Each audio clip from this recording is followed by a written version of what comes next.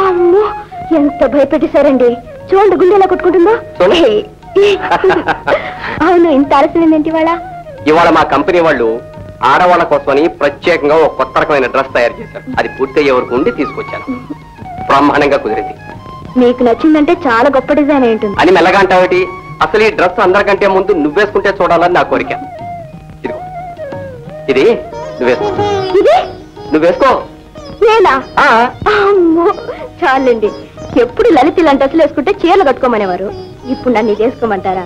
విజయ, ఎప్పుడూ ప్యాంట్లు వేసుకునే వాళ్ళు ఒకరోజు చీర కట్టుకున్నారనుకో చూడముచ్చటగా ఉంటుంది. ఎప్పుడూ నీలాగా నిండుగా చీర కట్టుకునే వాళ్ళు ఇలాంటి డ్రెస్ వేసుకున్నారనుకో కొచ్చటగా ఉంటుంది. Correct correct. నేను ఇలాంటివన్నీ వేసుకోను, నాకు సిగ్గు. సిగ్గా? పర్వాలేదు, నేనేగా. వేసుకో వేసుకో వేసుకో. వీల్లేదు. పర్వాలేదు, ఒక్కసారి వీలేదా? వీలేదా?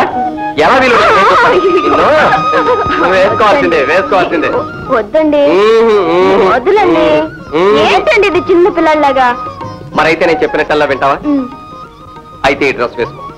ఏమండి, మీకు అంతగా ఇష్టమైతే లలిత పెళ్లి నుంచి వచ్చిన తర్వాత వేసుకుంటానండి. అవును, లలిత పెళ్లికి రేపే కదా బయలుదేరి వెళ్ళాలి. అరే, పెళ్లికి తప్పకుండా వస్తానని మాట కూడా ఇచ్చాను. కానీ అనుకోకుండా రేపు బొంబాయి నుంచి ఒక పార్టీ బిజినెస్ పని మీద వస్తున్నారు. నేను తప్పనిసరిగా ఇక్కడ ఉండాలి. మీరు రాకపోతే ఏం బాగుంటుందండి? ఏం చేయమంటావు చెప్పు. మీరందరూ వెళ్ళండి. నా తరఫున లలితకి శుభాకాంక్షలు అందజేయండి.